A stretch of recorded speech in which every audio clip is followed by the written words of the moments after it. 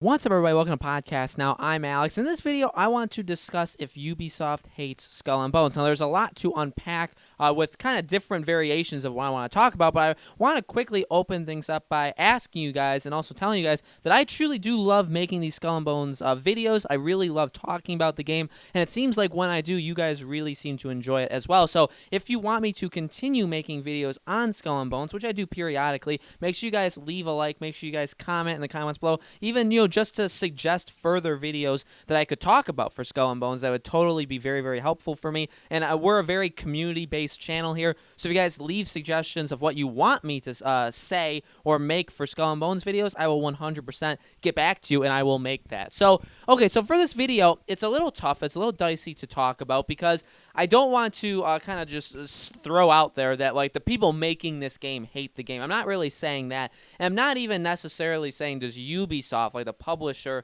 the corporation that owns this IP, that owns the studio that's ultimately making the game, do they hate the game? It's just weird what's happened with the game. We've talked about the history of this game a long, long time. It's more or less like confidence. How confident are they in this game? But did they originally hate the concept of this game? Because the game totally seemed to be not necessarily like a For Honor, but more like a division for naval gameplay. Basically, this was a game that you would go online, and it was really, it seems to be pushed. And I'm not saying that it's been changed, because I feel like they really do want to keep that the same, but it seems like a game that at its core is a game that you're supposed to play it with friends, that's about customization, that's about building your armada, that's about going out there, destroying ships, but again, having fun with a group of people. And who knows, all the customization, all the ways that you can maybe pay for things, which we could probably get into that once we actually get more info, because there's not a ton out right now, but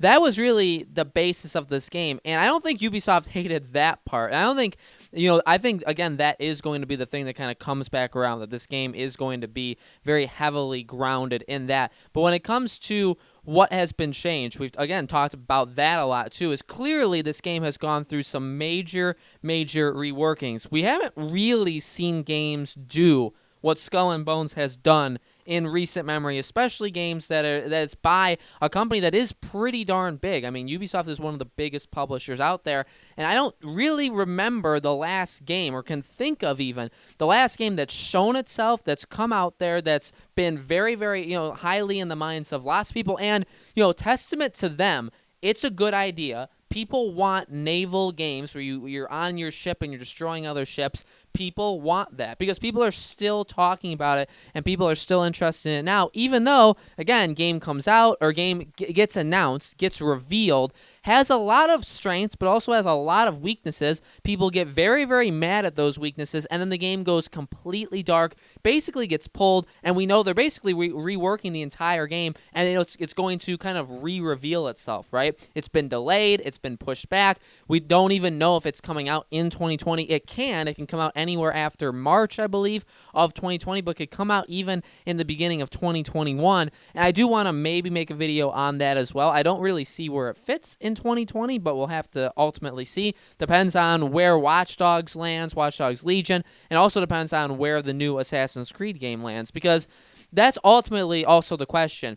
We'll see how much Ubisoft has confidence / likes their product, whether it's the old product or the new product, based off of what they do for it. And we've seen it recently. You could argue Ubisoft hates Ghost Recon Breakpoint. That game, for what you can say about it, Ghost Recon Wildlands did extremely, extremely well. It actually has quite a fan base. It sold very, very well, and it was received rather well, as well. Like, everything kind of went its way for Wildlands. When it came to Breakpoint, it seemed like the marketing wasn't there, the excitement and push for that game wasn't there, and it came out and it did nothing. We really don't hear about Ubisoft failures because a lot of their games tend to come out and do really, really well, and they don't have they don't lack confidence in their games, right? If they even recognize that a game can be strong and a game can continue past its original game, even if the game that comes out isn't all that great, they will continue doing it. Games like The Division did really, really well, and they got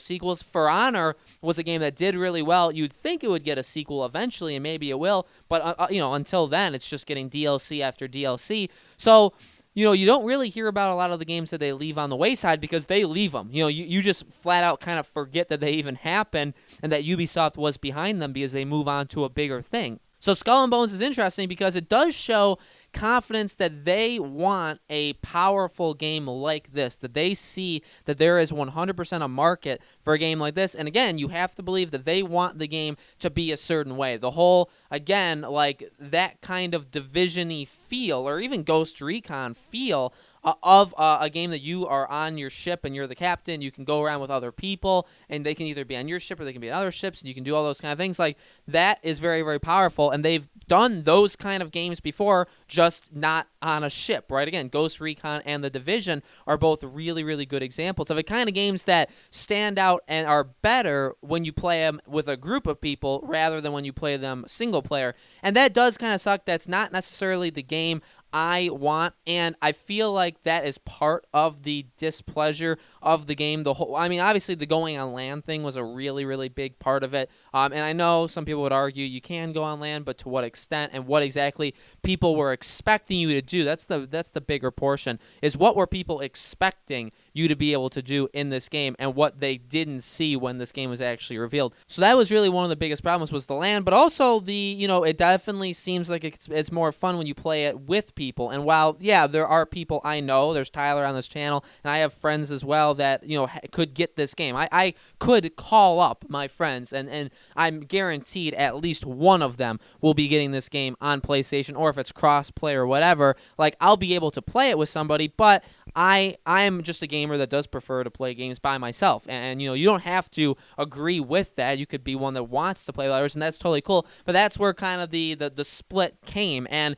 we'll see what they actually can rework and actually come back with in the future. But it begs the question of, how much did Ubisoft hate that original version, or how much were they kind of forced into a corner saying, okay, well, we have to fix it, we have to change it because everybody is coming out about it. But the biggest thing is, again, we're going to see how confident they are. We're going to see if they like the product when it comes out, because, again, with Ubisoft, they always kind of scream confidence and scream that they're, again, like they feel happy and they're ready to go with their games. But it's more about when they come out and more about like those last 2 to 3 weeks, even a few months before the game comes out, and then when the game releases. That's when we see Ubisoft's true colors when it comes to their game. And I like Ubisoft. I like a lot of the games they do. I mean, yeah, Ubisoft has problems, just like every publisher has problems. A lot of things, even with money aspects, they totally have problems. But they make a lot of really good games. They know what they're doing, I think. I know they've said some pretty scary things about going into in terms of the future of what they want kind of gaming to be. That's a little scary. That I don't agree with. But as of right now, like, they've shown they can make really good games, and we've shown as consumers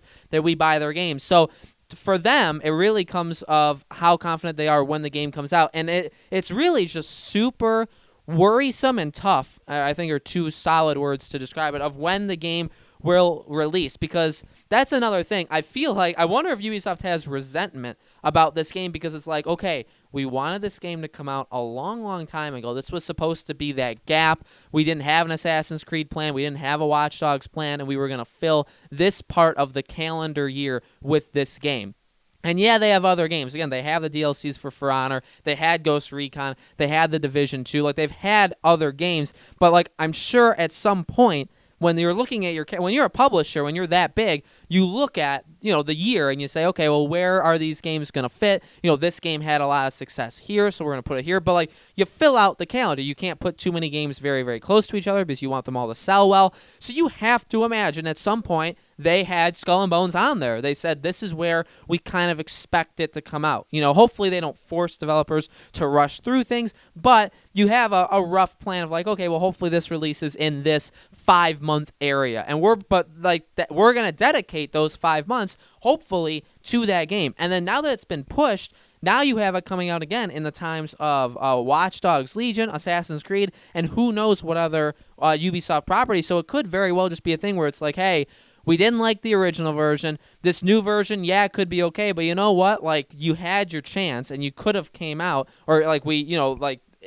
had a plan for you to actually release. Obviously, things happen, and I'm taking like the more negative side of things. I'm also kind of like painting it in like how they think. I think everything is going as well as I would like it to. I'm glad that they've noticed that people did not like things. I'm glad that they're giving them the opportunities to change things around and hopefully come out bigger and better than ever. So, like, I like that, and I'm totally fine with it. And I don't mind if I have to buy 2 Ubisoft games within, like, 4 months of each other. I'm okay with that. I'm just saying, like, what are they thinking? You know, now they're looking at it and they're saying, well, we didn't really think we had to fit this in between these other 2, 3, 4 games, right? But now we do. So, like, what do we do? Do we just do the Ghost Recon Breakpoint thing where we put it out and we pretend like we don't own it and that it's not actually ours and it's just out there in the public? Like, what do you actually do with Skull and Bones? It's really, really interesting. And again, I know this video is kind of the more negative approach. I really like this game. I really feel confident about it. I really want to see it again. Until I see something that I really, really hate, I'm still going into this like I want this day one. And even from what I saw originally, I was willing to give it a chance. Now, again, things hopefully have only gotten better. Hopefully we see it and it's like, wow, now this is an absolute, like, I'm going to play this the second this becomes available kind of thing. Like, I want that to happen. So I know this video is a little bit more negative. Normally I talk about, like, speculative things in terms of, like, the future for this game, but I wanted to take a video or do a video kind of on the other side of things. But again, let me know in the comments below if you guys like these videos. Again, like the video, and I want to make more Skull and Bones videos. So any suggestions are definitely wanted. I definitely want to see what you guys have to say, and if you guys want me to make more, definitely leave some suggestions in the comments below. Thank you guys so much for watching. Make sure you guys are subscribed and have that bell icon hit because I do want to make more of these videos, but we do a lot of videos on this channel, so definitely hit that bell icon so you guys know when Skull and Bones specific videos release. Okay, so thank you all so much for watching. I hope to see you all in the next video.